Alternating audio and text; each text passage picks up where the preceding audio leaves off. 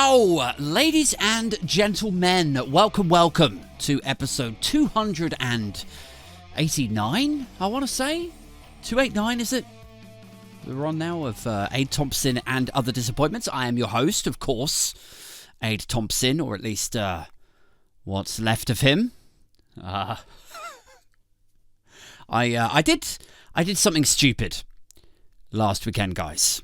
That's what that was a reference to. Did something a bit silly. Very dumb. But basically, I have to remember that I am 43, not 23. That's what I need to bear in mind now and going forward. Sometimes that gets lost, right? Sometimes that gets lost amidst the chaos and my arrested development, my rumination of the noughties. When I was a younger man, sometimes I forget that I'm 43, not 23. And then, I overdo it. I forget sometimes that I physically need to warm up, get the muscles used to overexertion. I need to warm up before I do whatever it is, the thing, or I end up, doing myself a mischief. Pulling a muscle. Quite severely, guys. Like I should have, this last weekend, I should have quite clearly done a warm-up before right, here's what I did, right? I put my hand in my pocket, right? I pulled my phone out. I lost my grip on said phone. It sort of flew out of my hand down the stairs, and I reached out very animatedly to get it, to catch it, and just, that was it. That's all it takes, is just a little bit of sudden movement, and that's been it, guys. My neck, my back, I haven't felt comfortable for 5 days now. I'm just, last few days, I've just walking around the house, trying to give excuses to my kids as to why I can't pick them up anymore. No, I'd love to, but no, I just can't. Daddy can't. Daddy's back is just, give them reasons I can't pick them up and cuddle them that won't traumatize them. Like, Daddy doesn't want to pick you up anymore, Ruby. Because it's actually very painful for Daddy. You can't say it like that. You got to think of new, gentle ways to market to them that you are prohibited from now being physically close. You're too big and heavy now is also not okay for a little girl. So instead it's like, I love you. I like cuddling you. Obviously I do. But I love being able to sleep without feeling like I've just been in some sort of car accident, is how it feels. All round the back, guys. I can't move my head this way or too far that way. It's unbelievable. Just from pulling my hand out and reaching out a bit quickly. So yeah, I love being close to you. I love cuddling you. But I also love having a functioning back and neck. Probably more than I love you. Probably is what I've ascertained in the last few days. I miss the good old days when I would, I'd go to the gym and I would just, pull a muscle from ripping it too hard. Do you remember those days? But you'd have that feeling of achievement, from having pushed yourself. From feeling that you had learned your limits. You'd come away from the gym well, that's what you get from having lifted X kilos or something. Making it really abundantly clear I never set foot in a gym anymore.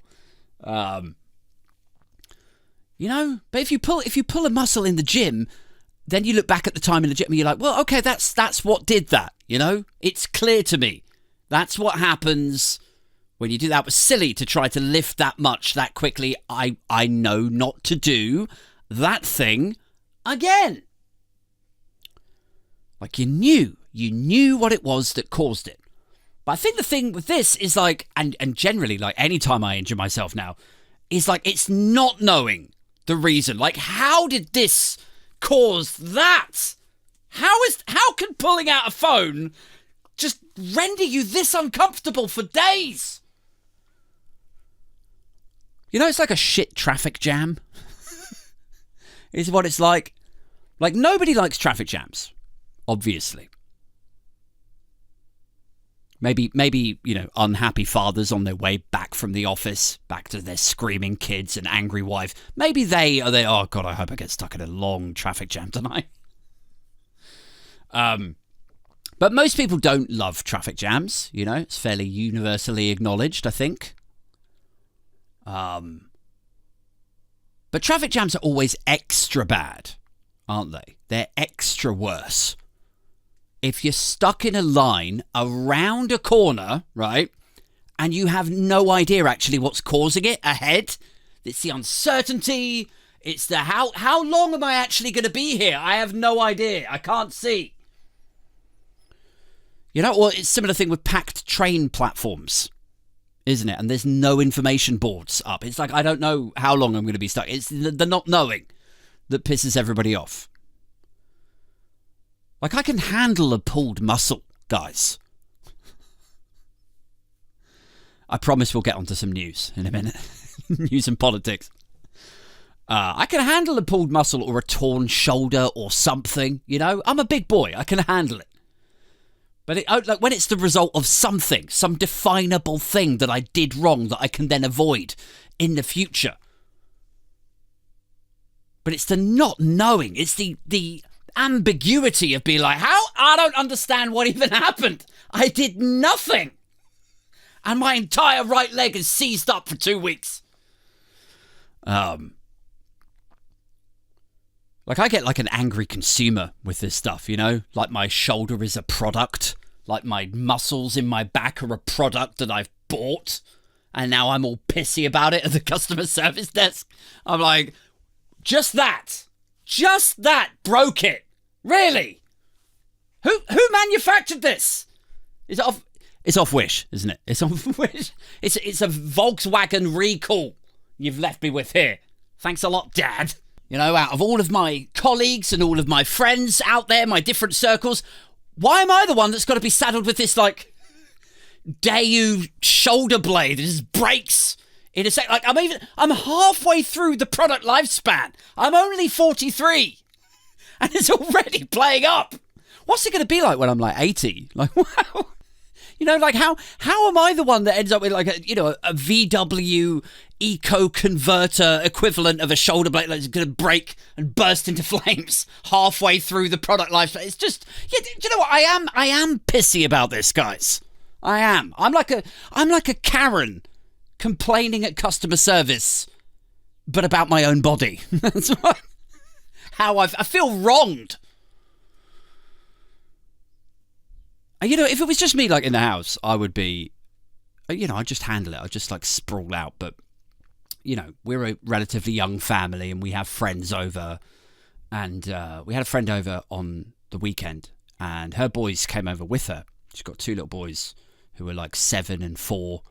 And her kids are full on, man.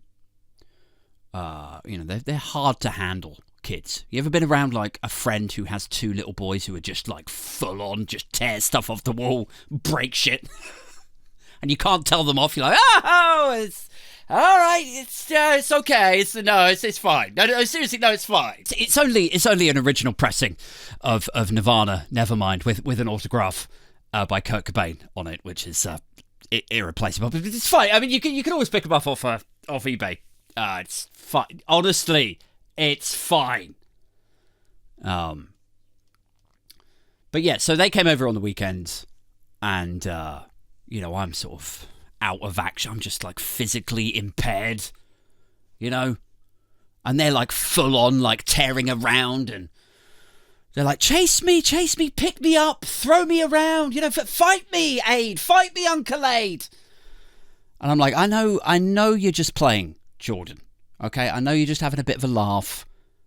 But truly, if you touch my shoulder one more time, I will fucking fight you. You little shit. I will put you through that fence. I'm gonna make today your first lasting memory. You little prick. Anyway, should we get onto some politics? Should we actually talk about some newsy sort of stuff? Let's get into it. So, we're obviously just a few days away now from the election, aren't we? From the actual, ballot day, from kick the Tories out day, from lefty Christmas, I suppose you could term it, if you wanted to brand it something. So that's very exciting. I'm allowing myself to feel excited about that. I think there's still a few tickets left for the Movement Forward party, which is a sort of lobby group that I sometimes contribute to. Their party is taking place next Thursday night, so election night in Vauxhall. If you want tickets to that, there's still, the ticket link should be in the description for this. And who's going to be there? Me, Supertansky, Marina Perkis, Gemma Forte, Danny Price. Also, don't forget, if you're a Patreon or a YouTube community backer, we all are meeting on the Saturday also. So it's a busy week next week. Thursday night election party, Saturday Patreon meetup in London. And if you're on YouTube community thing or Patreon, if you've not got in touch yet, then DM me. Get involved, get into the Discord, just, reach out. I'll give you the details. Right, let's actually talk about some news. We're getting way sidetracked here. So, what's going on with Sunak and the Tories? Let's start there, shall we? Because the last few days in the campaign appear to have been a mix of we had Housing Crisis Day, sort of, didn't we? And then we had Stop the Boats Day. That was another thing. Basically, you got to stop the boats because there's too many immigrants, guys. There's too many foreigners, too many refugees are coming in. Although, as I pointed out to people on TikTok yesterday, really it's a matter of infrastructure, isn't it? If you complain about too many immigrants, too many foreigners, too many refugees, invariably that will be decorated with a sort of faux concern for public services, for housing.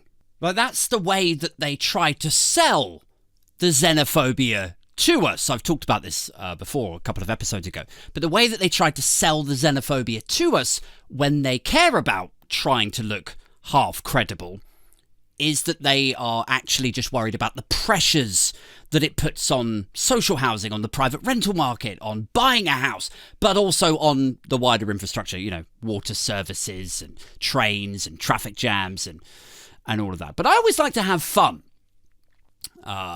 with commenters and, this is less about Sunak, more about Reform, I suppose, but the Reform bot army that appears to be out there now.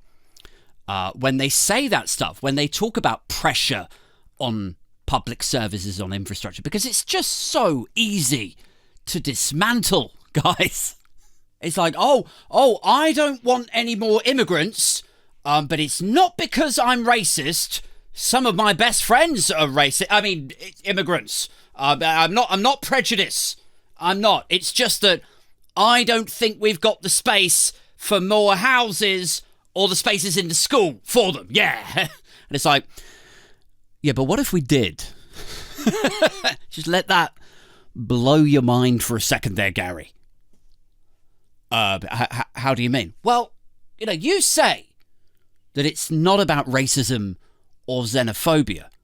It's just about pressure on public services, spaces in the schools, infrastructure, hospital appointments, GP appointments, all of that. It's just about pressure on public services, right? Yeah, absolutely. I'm not racist. It's just about we can't take any more. Infrastructure's creaking. Right, okay. But what if we did adequately fund public services, Gary? I don't follow. Well, then would you be fine with a net migration intake of 600,000 foreigners every year? Whoa. Oh, I don't know about that, Aid. Oh, I see what you've done there. what you've done. That is clever, Aid. You've unplugged my half-credible reason for pushing back on soaring immigrant numbers. You've unplugged that, and now I've got nowhere to go. And logically, I can't really. There's something about it. Oh, I'm still not happy about it, Aid. And I'm like, yeah, I know. I know, there's just something. The hate is still just bubbling away. Yeah, no, it is. I think I just don't like foreigners. There you go. We got there in the end, didn't we? I knew, Gary, if we just keep scratching away at the scab on top, eventually we would get to that hate, that prejudice flowing under. Who knew that you had such depth, Gary?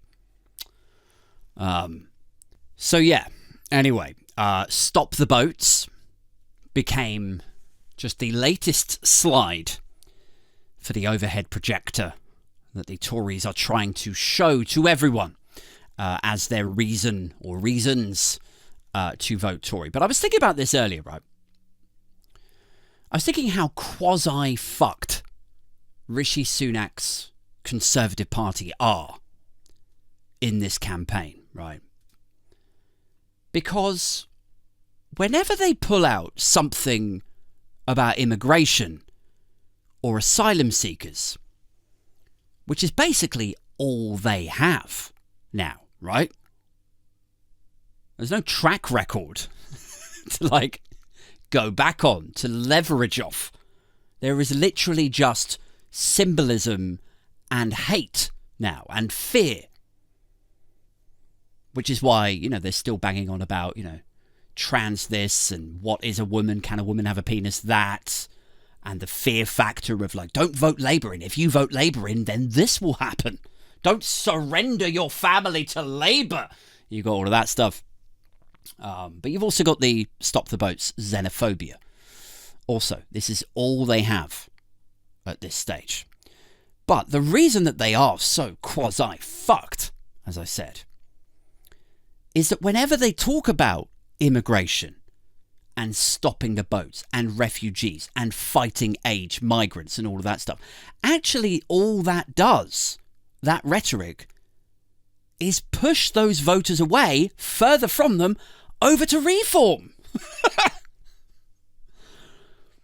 If you're portraying a few hundred people coming over the channel as an invasion, if that's what you're doing, or as, a matter of national security, which is that whole sort of Suelian lean to a lot of this rhetoric, right? If you portray it as an invasion, a threat to national security, or a cultural threat, is the other one, right? I mean, I wouldn't do that, right? But that's what the Tories are doing. If that's what they're doing, then they should do so in the knowledge that on hearing that these people are supposedly a threat, right, the general public will probably start looking for answers, won't they? Because they're scared, because you've told them that it's an invasion, that it's a threat to national security, and so on. Men of fighting age. The general public will start to want answers. And if your track record for providing those is as bad as the Conservatives with their increase in net migration figures and persistent channel crossings, where then those same people who you're trying to appeal to, they will now go to Nigel Farage, right? Because, I mean, he doesn't have any solutions either, right? But he doesn't need them at this stage in his political journey, in his career. All he needs to do is heckle from the sidelines, doesn't he? Pointing out your failures. And the ignorant masses will just go, oh, this guy says he's got it all figured out. He says it's easy. He says he's got all the answers. I'm going to vote for him. He's got it all figured out. And meanwhile, people with brains are just like, are you sure? Are you sure this guy? He sold you Brexit, don't you? Do you remember that? He's Mr. Brexit. Did that improve your life? Did that go well? Did it? Maybe you should settle down a bit. You realise he's only here. He's only on top of this bus with his megaphone or whatever. He's only on top of this bus because Trump didn't give him the job. That is it. He would drop you all for business class and a sack of rubles in a second. He wouldn't even have to consider. He'd be like, yeah, oh, sure. This way? Okay. Toddles off to the executive lounge in Gatwick, ready to fly out to Florida. People are like, don't you care about the people of Clacton? He'd be like, Clacton? Are you kidding? Oh, yeah, oh, I love Clacton. Yes, I will miss it terribly. He'd be like, do you know what? Here's what we'll do, Aid, right? Next time I'm missing Clacton, here's what we do, yeah? I'm going to pick up the phone to you, and then I'm going to ask you really nicely if you could FedEx courier me a pack of legal highs and the morning after pill to my penthouse in Mar-a-Lago. Then I'll feel right at home again. I mean, that is really what stinks out of all of this, isn't it? Is the exploitation. I always think the insulting of their intelligence. The voters. You know, like Farage or Trump or Richard Tice, you know, or whoever, like all of them, they're all the same. They'll all stand there behind their podium, won't they? And they will tell blue-collar Americans or working-class Brits, post-industrial types, they'll say, I'm on your side. I'm just doing this selflessly for you guys. I care about you. Don't listen to those wokies over there trying to retain and protect your workers' rights. Your right to a notice period and maternity leave or a weekend. Don't listen to them with all their long words. Oh, employment tribunal. What does that even mean? What does that mean? Oh, just don't listen to them. They're so condescending.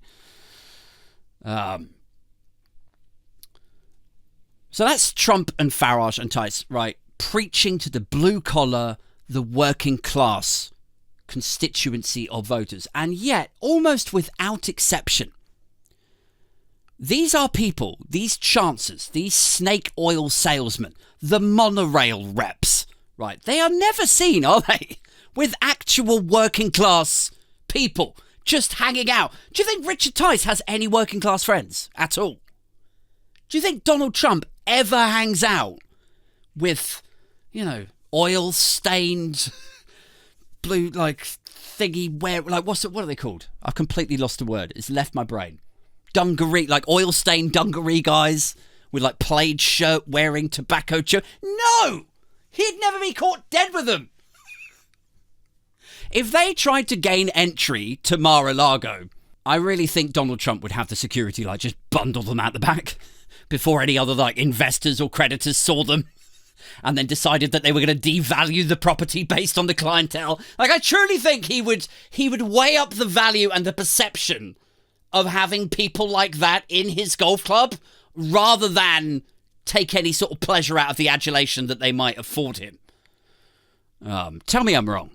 Like Farage, he will go on Koonsberg or he'll go and stay with Trump or whatever, right? And Trump will hold millionaire dinners at his place in Florida. They all hang out with Rupert Murdoch in these sort of faraway, very elite clubs and dining and fundraising engagements. They all live in a world of golden escalators and private planes, don't they? That is the reality that they inhabit. But honestly, have you ever seen a Donald Trump hanging out with the tobacco-swilling morons that keep his campaign afloat? Have you ever seen that? Just hanging out, just for a day, just for an hour. Like, these people, they spend thousands of dollars, these people, in the post-industrial heartlands. Thousands of their own retirement money. I've seen the interviews where they admit it. It's like church. It's like handing in checks for $10,000 to the weekly collection tray in church from their own retirement funds. They send him $500 that they don't have to go into his campaign's war chest, right? To just help him get a little, or just pay his legal fees or whatever. But would he so much as loan them his tie to use as a tourniquet for the bleeding if one of them got into a car accident and it just happened to be a little bit close to him geographically? Of course he wouldn't. He would not lift a finger for them. Like Trump is the kind of guy, right?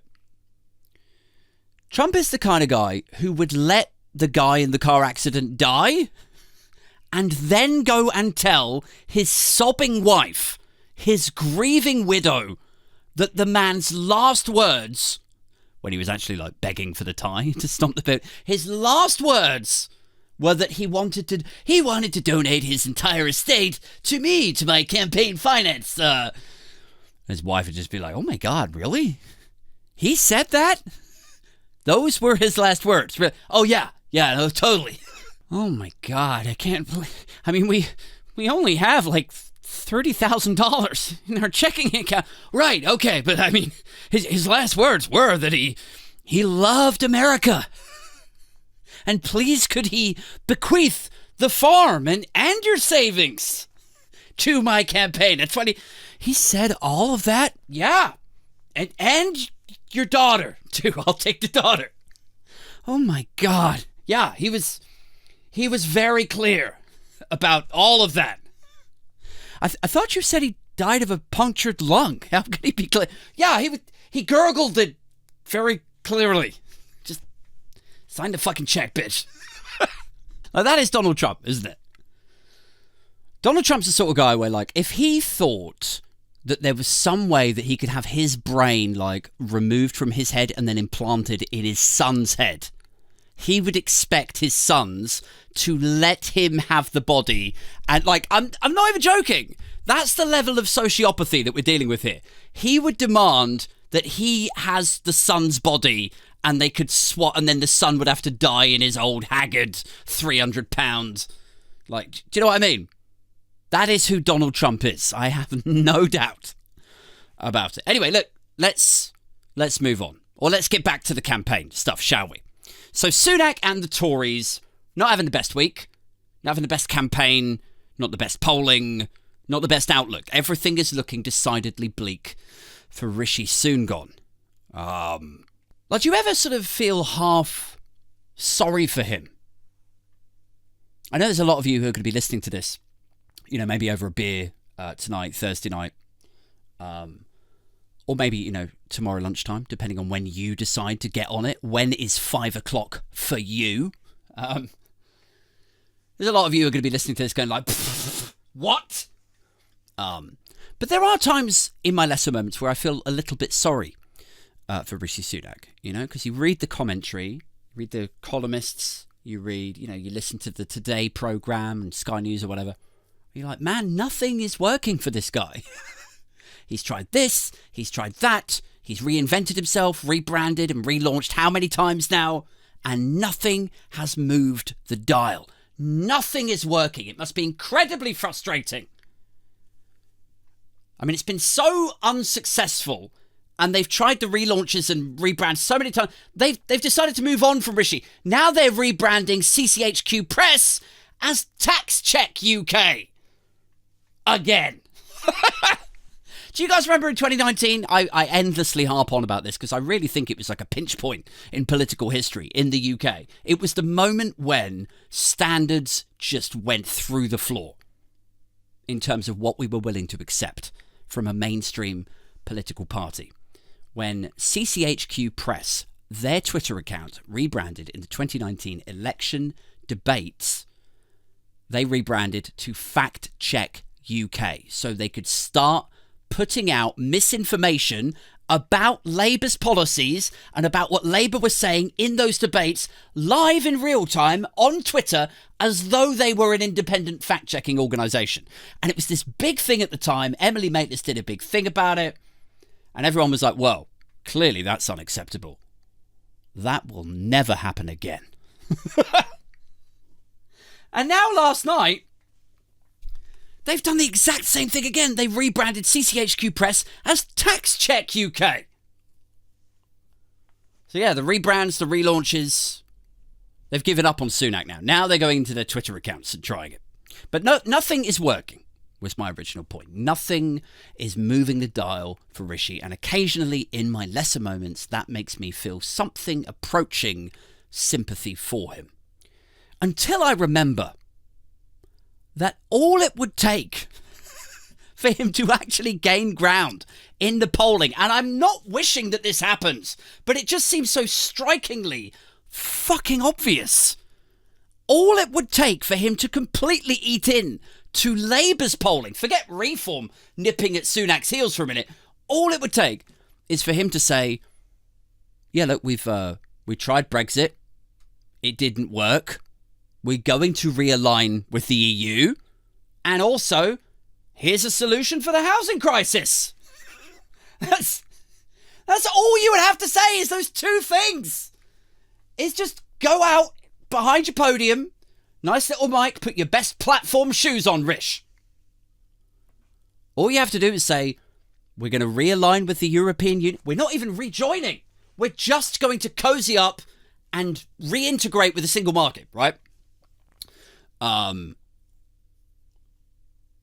you'd have to do is that, plus, I'm sorry, look, I know a lot of you have made a lot of money out of the housing crisis, but we are the party of home ownership, social mobility, and meritocracy, and we want to solve this. So it's a wartime house building effort. 2 million homes are going to be built every year. We've already got the contractors. Here's the blah, blah, blah. Like, if he just went to town with a credible plan for both of those things, like, honestly, Rish, CCHQ, people would run to Team Blue. You wouldn't even need to go out and meet them, or leaflet, or knock on doors, or anything. You wouldn't have to meet up with working class friends.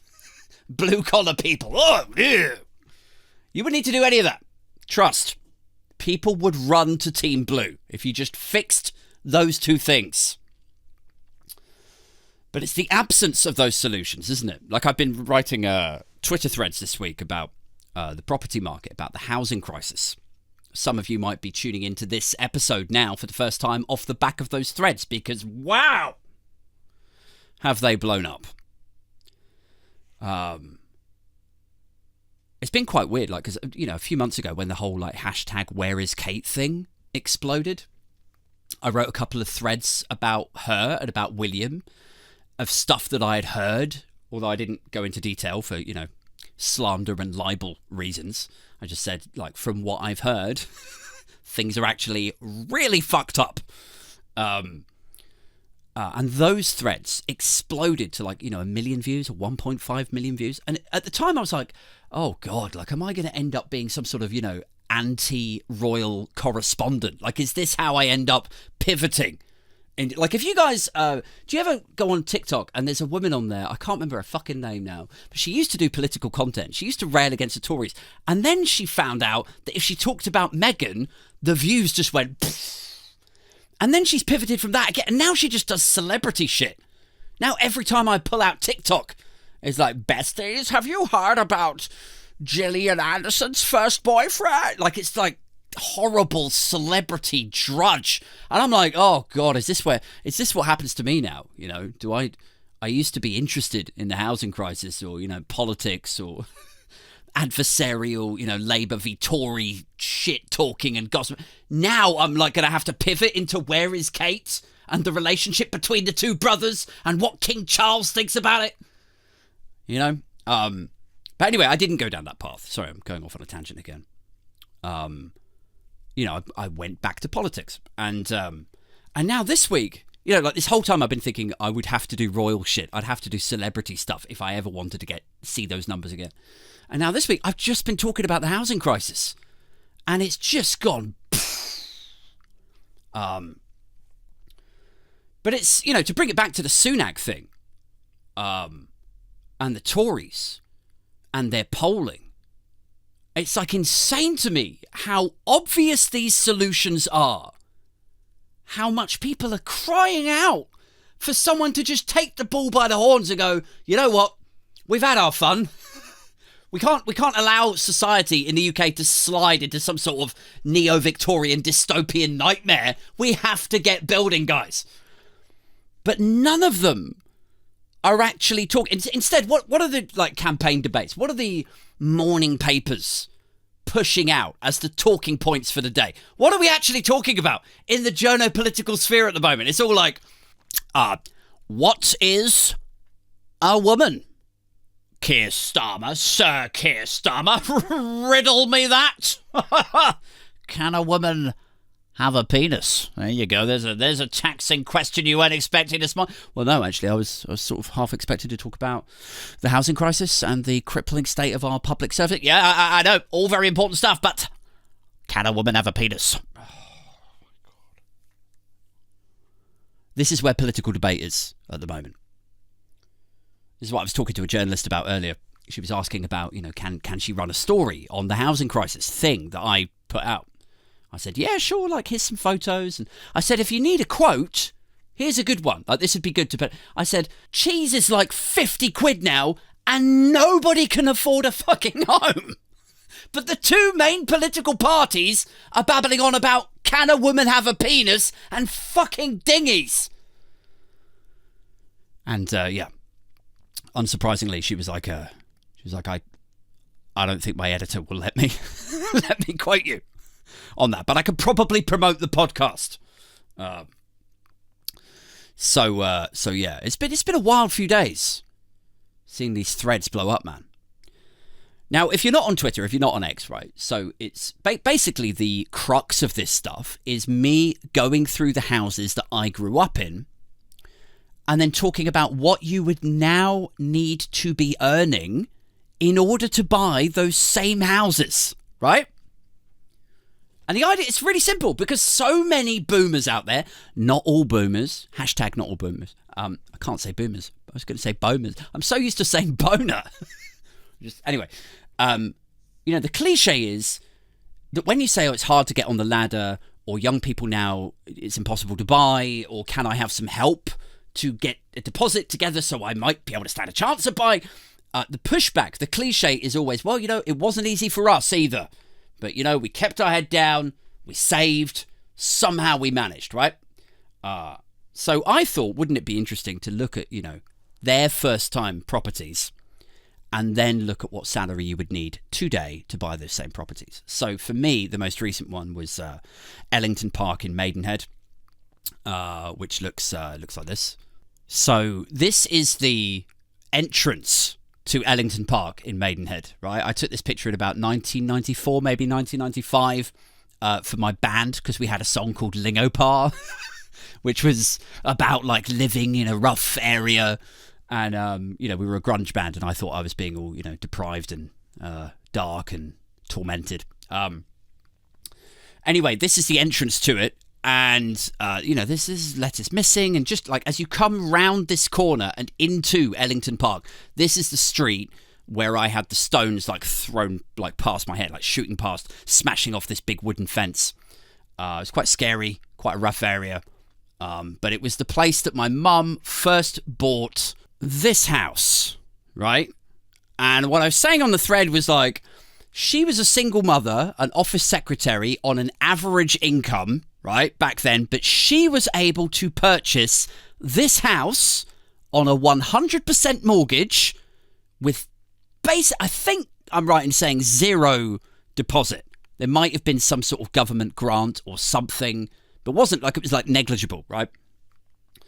So 100% mortgage, office secretary, average income, buys a 3-bed semi, admittedly in a fairly rough part of Maidenhead. And like as we get through the thread, I'm basically saying, in order to buy this same house now in the shittiest part of Maidenhead, this was literally the cheapest 3-bed house in Maidenhead when she bought it, with a garden and somewhere to park the car. Cheapest one. To buy this same house now is like the one across the street was sold for £450,000. That's almost £500,000, right? So £500,000. How would you buy that house now for almost £500,000? And I worked it out, like in the tweet thread. I was like, look, if you had a 50 grand deposit, if you were lucky enough to be bequeathed that money, or you managed to save it, how would you save it? In order to save it, I worked out, you need to be on 50 grand a year to be able to save £1,000 a month for 4 and a bit years, right? So I'm working this all out. I'm like, you can't do it on an average salary anymore. You need to have an above average salary. And even when you get up to the 50K a year to bank that money for 4 years, you still wouldn't survive the mortgage or affordability checks. And I'm going through it like step by step. And I worked out, in order to buy this house, a 3-bed, pebble dash front semi in the shittest part of Maidenhead, you now need a salary of about £88,000 a year, right? And I'm saying, like, on the front, on like the last couple of threads, I'm like, you need to be a neuroscientist or like some sort of, stockbroker now to afford the shittiest, like the bottom of the rung family homes. And meanwhile, there's like neuroscientists like getting in touch going like, yeah, I can confirm we do not earn that sort of money. Like, so not even us. We're not even. You have to be in the top 5% of earners in the UK. The top 5 to afford a house like this. And I don't want anyone to get it twisted. I'm on the ladder. We managed to get on the ladder, but only through a huge amount of family help. We are absolutely that family that were fortunate enough to have a chunk of money, loaned to us, basically, for the foreseeable future to keep the roof over our heads. But Christ, you have to be in the top 5% now just to buy this house. And I think the reason that it's resonated is I'm literally saying to people very clearly now, I'm like, you got to be in the top 5% now in 2024 to achieve the same lifestyle as an office secretary on an average income was able to attain in 1994. That's 30 years difference. So where the fuck are we headed for the next 20 years? What will your children be buying, if anything, in the next 20 years' time? What is this trajectory that we are on? And why is it not concerning you or any of the main parties that are featured in these election debates? Oh, what is a woman? Can a woman have a penis aid? Like sometimes I see these debates and I see all the commentary and the columns, the Telegraph opinion pieces. I'm like, are you people living on another planet? How do you not care about this stuff? Well, we do, mate, but you know what you're talking about. You're talking about pressure on the house. You're not even mentioning immigrants. It's all about immigration. It's all the refugees coming over, taking all of the house. Oh, God, I just can't. I can't even. Just give yourself a day off. You've earned it, Dave. Guys, I'm going to have to go. If I carry on shouting and screaming and animatedly darting around in my chair, I'm going to pull another muscle. You know it. I know it. So yeah, I'm going to leave it there. Thank you so much for tuning in. If you're not on the Patreon or the YouTube community yet, do give it a look. There are links to both in the description below. I'm going to see a bunch of you at the election night party next Thursday. And then the Saturday, the 6th of July, is the Patreon meetup. If you are on the Patreon or YouTube community and you haven't yet, got in touch, you're not on the Discord chat, do reach out to me, send me a DM. I will give you the details for the London venue where we will be meeting on Saturday the 6th of July for drinks, talking shit, chaos and mayhem, or K-hem as I refer to it. Until next time, guys, keep it booge, keep it binfluencer, and I am out this motherfucker! From your neck to your ankles, your black ball screaming booze down the damn halls and crack calls. Reviews and those rant balls, my man brawls. Your straw man, your ball games, it's your dad's balls. All day, every day, your boy's killing it. Quick dealing the sick shit, straight illin' it. Slick figure in politics, for the thrill of it. Pillin' beer, swillin', going ape on gorilla shit.